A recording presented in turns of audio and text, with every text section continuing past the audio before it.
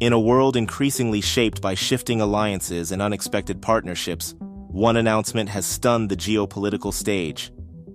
Captain Ibrahim Traoré, the young, fearless, and revolutionary leader of Burkina Faso, has been personally invited by Russian President Vladimir Putin to attend Russia's 80th Victory Day celebration in Moscow. And not just to attend, but to stand beside Putin himself during one of Russia's most sacred national events. This isn't just a moment of protocol. This is a bold, historic gesture, and it signals something much deeper. A powerful realignment of global friendships and the emergence of a new kind of African leadership that demands respect on the world stage. According to the latest report from the Russian state media outlet Pravda, this invitation has been confirmed by none other than Russian Foreign Minister Sergei Lavrov himself. Lavrov stated, "We are grateful to President Ibrahim Traoré for his agreement to accept President Vladimir Putin's invitation to participate in events marking the 80th anniversary of the victory." It's a diplomatic line, but make no mistake, this is huge.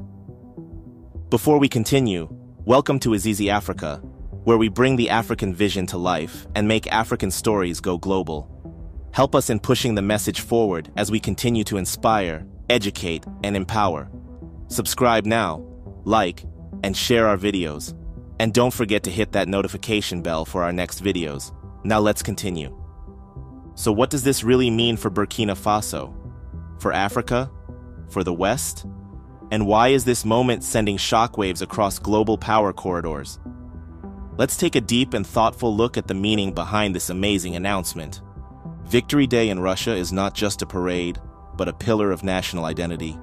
To understand the full weight of Traoré's invitation, you must first understand Victory Day itself. Celebrated every year on May 9th, Victory Day is one of the most important holidays in Russia. It marks the defeat of Nazi Germany in 1945, a victory the Russian people call the Great Patriotic War. For the former Soviet Union, this was no ordinary war. Over 27 million Soviet citizens died, a staggering number that reflects the enormity of the sacrifice made. Every family in Russia has a personal connection to this war. Almost every household has lost someone. The stories of heroism, tragedy, and resilience are passed down from generation to generation. This is why Victory Day is not just another national holiday. It is a sacred day that carries the full weight of Russian identity, pride, and memory. The day is marked by immense national celebrations. Across the country, people gather to remember the fallen, to honor veterans, and to celebrate victory. But the centerpiece of it all is the grand military parade in Red Square in Moscow. It features thousands of uniformed troops, columns of tanks and armored vehicles, fighter jet flyovers, and awe-inspiring displays of military technology. The air is filled with patriotic music, and the Russian president addresses the nation with words that reflect both solemn memory and national strength.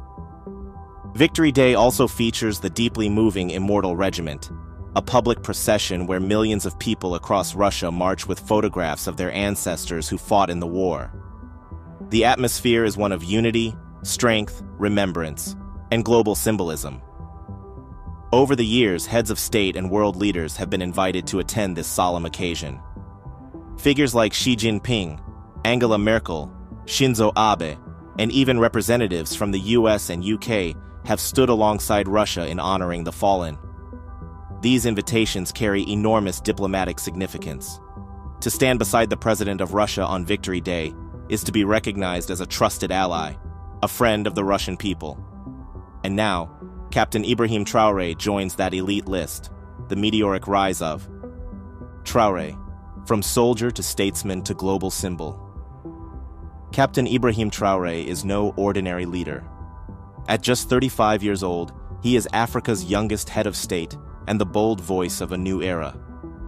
Rising from military ranks during a time of national instability, Traoré seized power in 2022 in a coup that removed a government seen by many as weak and overly dependent on the West.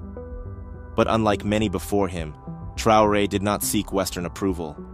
He positioned himself as a defender of sovereignty, a Pan-African revolutionary, and a leader who would pursue strategic alliances on Burkina Faso's terms. And this new posture has brought him closer to Russia. In 2023, during the Russia-Africa Summit in St. Petersburg, Traoré captured international attention. While other African leaders wore Western-style suits and exchanged polite gestures, Traoré appeared in full military uniform, projecting strength, identity, and defiance. Then came the now-famous moment.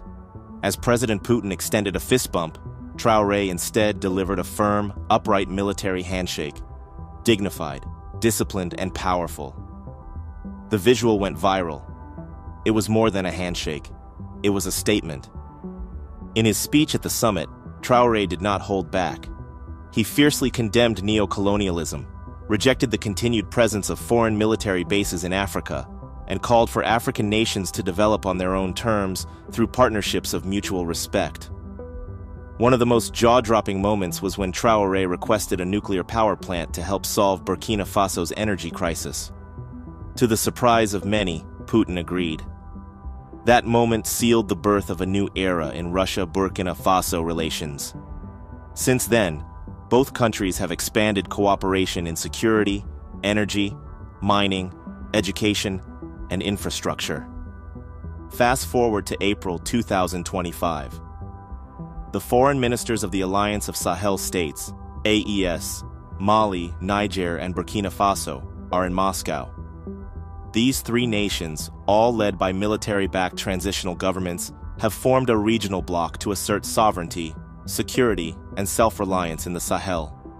Foreign ministers Abdoulaye Diop, Mali, Bakary Yao Sangaré, Niger, and Karamoko Jean-Marie Traoré, Burkina Faso, are currently holding high-level talks with Russian Foreign Minister Sergei Lavrov. Their discussions focus on key strategic themes: peace and security, the fight against terrorism, development cooperation, and the need to build a new geopolitical framework that supports Africa's autonomy. They're not just asking for aid. They're creating a collaborative vision where African states define the terms of their international partnerships. The ministers have emphasized aligning their goals with the aspirations of their people, and with long-standing relations already existing between these countries and Russia, bilateral agreements are also being pursued. This ongoing engagement paves the way for deeper integration, mutual respect, and a multipolar world order, something Russia itself strongly advocates. The global meaning of Traoré's Victory Day invitation. Let's be clear, standing beside Putin on Victory Day is not a normal diplomatic invitation.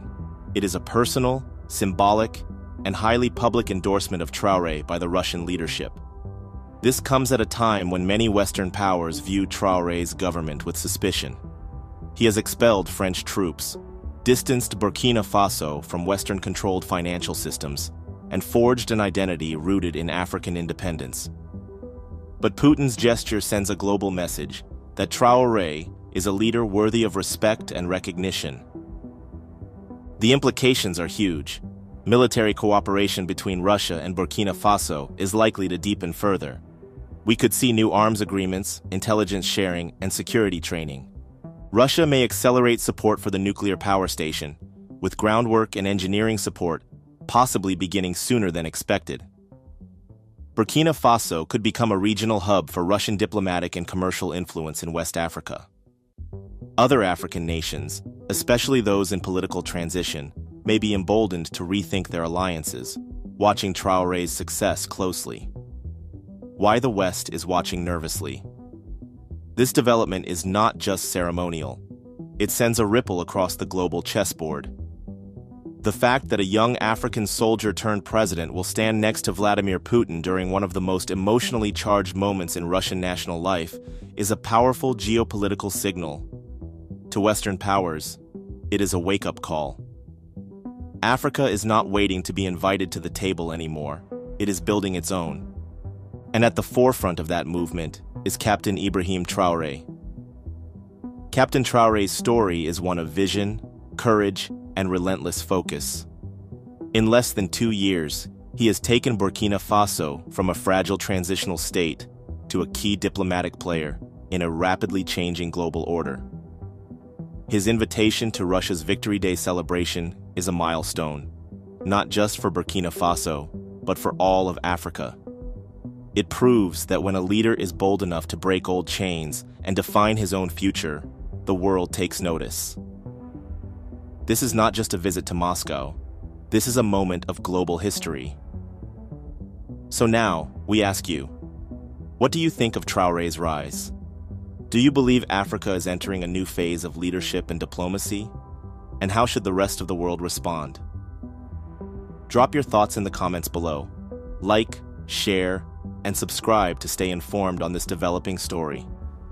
If you believe in an Africa that rises on its own terms, if you support this movement for self-reliance, dignity, and progress, then be part of the change. Like this video, share it far and wide, and let the world know that a new Africa is here. And of course, make sure to subscribe to Azizi Africa, where we bring the African vision to life and make African stories go global. Hit that notification bell so you never miss an update on the transformation happening across our great continent.